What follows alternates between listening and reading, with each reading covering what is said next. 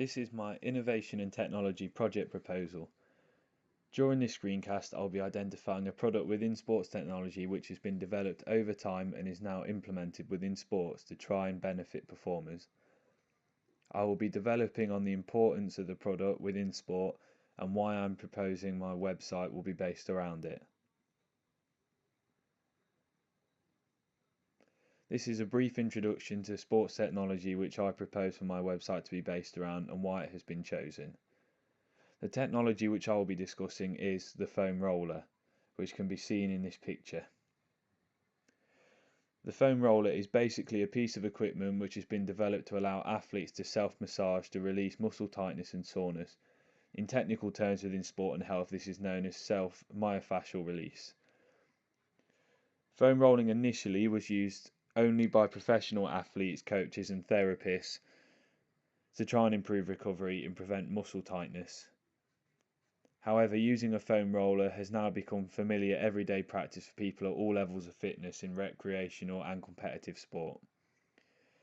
Recent information on self-massage, along with newly developed technology and affordable self-massaging products, have introduced an increase in recovery methods to the average person. It has been found that by applying pressure to specific points on your body, you are able to aid in the recovery of muscles and assist in returning them to normal function.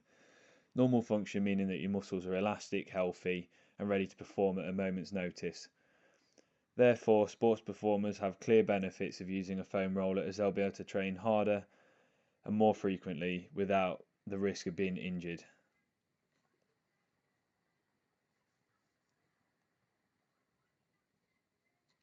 Foam rollers have developed over the last 10 years or so and now come in various sizes and densities. The first foam roller that was designed was a standard piece of dense foam which would usually be 3 feet long and 6 inches in diameter, depicted here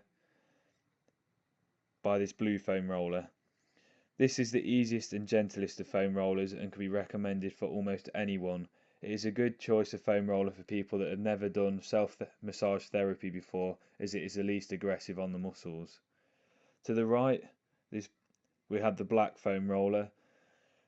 This foam roller is made of a slightly denser foam and can be used by people that have either done self-massage therapy before or people that have deeper muscle damage or deeper tightness in the muscles. Again to the right, this foam roller is much denser than the previous two and has a grid-like pattern on it. This was designed with the idea that the pressure points within the body that get quite tight can be triggered more by having these grid-like patterns on the foam roller. This would probably be used and has been suggested to be used more by athletes and less by recreational users, as it is more aggressive than the standard foam rollers. However, it is not quite as aggressive as the firm rumble roller which we have here on the right.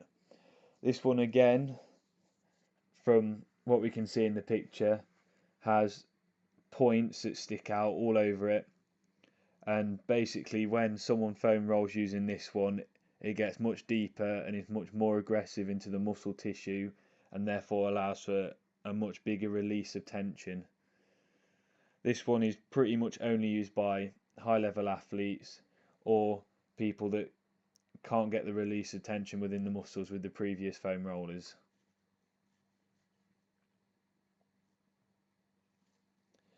Here are some of the digital technologies that could be implemented when it comes to designing and making my website.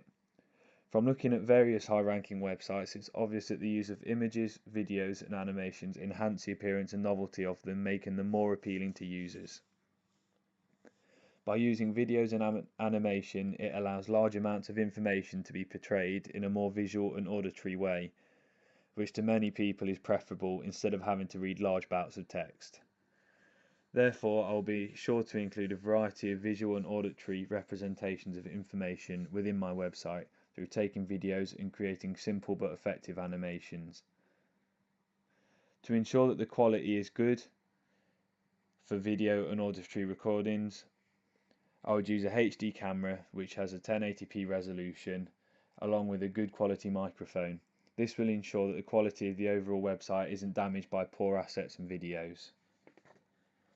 During some of the workshops that took place within my technology module, we got a chance to use cameras to get used to recording in a sports scenario and to allow us to get feedback for ideas of what would work and what wouldn't within a website. From this, I've learned which angles and lightings work well to produce an effective video and which ideas I can take further into implementing in my website. So now we've moved on to the design of the website itself. Here we have a basic design that follows the layout of the majority of popular websites. It consists of a clear title, which can be seen here at the top, which will obviously change depending on the page that it's on. To the left we have a logo or potentially an animation that may play in the top left corner, which will be here to make the page look more appealing, and also for viewers to look at it, they'll know who the website belongs to. Here in the middle is where the main information for each page will go, along with any visual or auditory assets that have been developed for the viewer's benefit. And here on the left we'll have the navigational bar, which will contain the page links, which will be laid out in a sensible order that the viewers can look at and try and follow through to each page of the website. When discussing the website design with my lecturer, I received the feedback that the colours should be used effectively and should follow some form of a theme where the colours are all the same on each page. Therefore, I would try and use simplistic colours that work well together and use the same colours in each of the pages so that it isn't confusing to people that are viewing the website.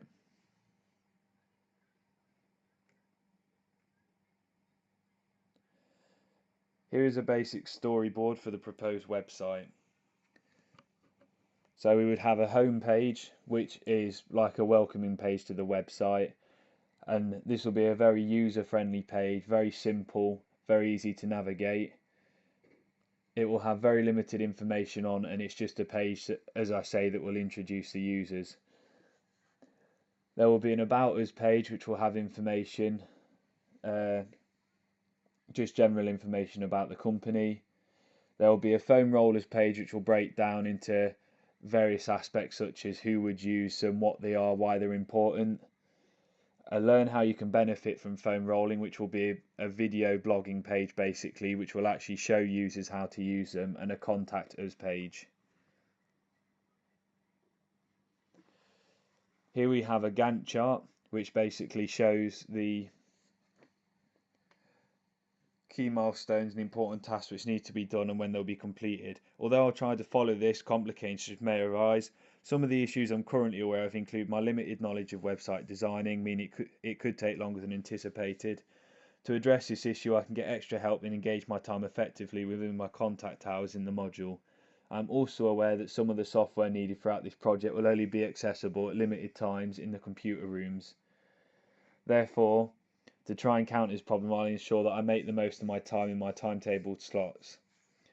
Any other minor issues that may occur will be addressed quickly and effectively. If it is something that I'm unsure of that seems important, then I can always ask a member of staff who I'm sure will be happy to help.